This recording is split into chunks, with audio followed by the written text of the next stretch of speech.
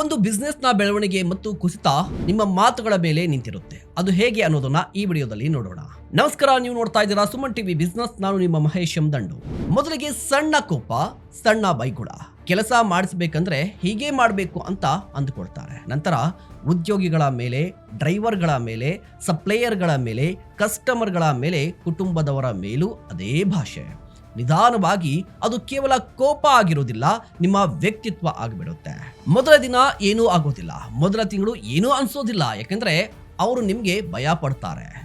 ಆಗ ನಿಮಗೆ ಅನ್ಸುತ್ತೆ ಎಲ್ಲರೂ ನನ್ನನ್ನ ಗೌರವಿಸ್ತಾ ಇದ್ದಾರೆ ಅಂತ. ಆದರೆ ಸತ್ಯ ಅದಲ್ಲ.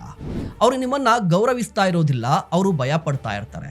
ಭಯದಿಂದ ಕೆಲಸ ಮಾಡುವ ಟೀಮ್ ಸ್ವಲ್ಪ ಕಾಲ ಮಾತ್ರ ಇರುತ್ತೆ, ಗೌರವದಿಂದ ಕೆಲಸ ಮಾಡುವ ಟೀಮ್ ಜೀವನ ಪೂರ್ತಿ ಜೊತೆಯಲ್ಲಿರುತ್ತೆ. ನಿಧಾನವಾಗಿ ನಿಮ್ಮ ಬಳಿ ಸತ್ಯ ಹೇಳುವ ಜನಸಂಖ್ಯೆ ತುಂಬಾ ಕಡಿಮೆ ಆಗ್ಬಿಡುತ್ತೆ.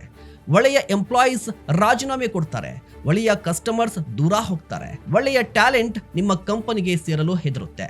ನಿಮ್ಮ ಹೆಸರು ಬಿಸ್ನೆಸ್ ಮ್ಯಾನ್ ಆಗಿ ಅಲ್ಲ, ಬೈಯುವ ವ್ಯಕ್ತಿಯಾಗಿ ಬದಲಾಗುತ್ತೆ. ಆದರೆ ಇದು ಇವತ್ತು ನಿಮಗೆ ಅರ್ಥ ಆಗೋದಿಲ್ಲ, ನಾಳೆ ಕೂಡ ಅರ್ಥ ಆಗೋದಿಲ್ಲ. ಯಾಕಂದ್ರೆ ಪ್ರತಿಯೊಂದು ಬೈಗುಳವು ನಿಮಗೆ ಸಣ್ಣ ವಿಷಯದಂತೆ ಅನಿಸುತ್ತೆ, ಆದರೆ ಅದನ್ನ ಕೇಳಿದ ವ್ಯಕ್ತಿಗೆ ಅದು ಜೀವನ ಪೂರ್ತಿ ನೆನಪಲ್ಲಿ ಉಳಿಯಬಹುದು.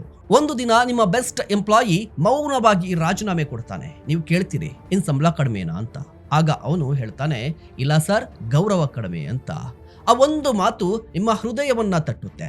ಇನ್ನೊಂದು ದಿನ ನಿಮ್ಮ ಮಕ್ಕಳು ನೀವು ಮಾತನಾಡುವ ಅದೇ ಭಾಷೆಯನ್ನ ಬೇರೊಬ್ಬರೊಂದಿಗೆ ಮಾತನಾಡೋದನ್ನ ನೀವು ನೋಡಿದಾಗ ನಿಮಗೆ ಆಘಾತವಾಗುತ್ತೆ. ಆಗ ನಿಮಗೆ ಒಂದು ಸತ್ಯ ಗೊತ್ತಾಗುತ್ತೆ, ನಾನು ಕೇವಲ ಮಾತುಗಳನ್ನ ಆಡ್ಲಿಲ್ಲ, ನನ್ನ ವ್ಯಕ್ತಿತ್ವವನ್ನೇ ಕಳೆದುಕೊಂಡಿದ್ದೇನೆ ಅಂತ. ನೆನ್ಪಿಟ್ಕೊಳ್ಳಿ, ಒಬ್ಬ ಗ್ರೇಟ್ ಸಿಇಒ ಬೈದು ಕೆಲಸ ಮಾಡಿಸೋದಿಲ್ಲ, ಪ್ರೇರೇಪಿಸಿ ಕೆಲಸ ಮಾಡಿಸ್ತಾನೆ, ಗೌರವಿಸ್ತಾನೆ, ಮೌಲ್ಯ ನೀಡ್ತಾನೆ. ಸೊ ಇವತ್ತೇ ಒಂದು ನಿರ್ಧಾರವನ್ನ ತೆಗೆದುಕೊಳ್ಳಿ.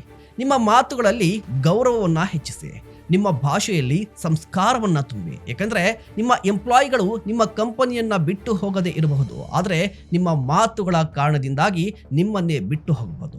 Last but not a least, ಹಣದಿಂದ ಜನರನ್ನ ಕೆಲಸಕ್ಕೆ ನೇಮಿಸಬಹುದು, ಆದರೆ ಗೌರವದಿಂದ ಮಾತ್ರ ಅವರ ಹೃದಯಗಳನ್ನ ಗೆಲ್ಲಬಹುದು. ಅದೇ ಒಬ್ಬ ದೊಡ್ಡ ಬಿಸ್ನೆಸ್ ಲೀಡರ್ನ ಶಕ್ತಿ. ನೀವೇನು ಹೇಳ್ತೀರಾ? ದಯವಿಟ್ಟು ಕಮೆಂಟ್ ಮಾಡಿ. ಇಂತಹ ಮತ್ತಷ್ಟು ಕಂಟೆಂಟ್ಗಾಗಿ ನೋಡ್ತಾ ಇರಿ ಸುಮನ್ ಟಿವಿ ಬಿಸ್ನೆಸ್.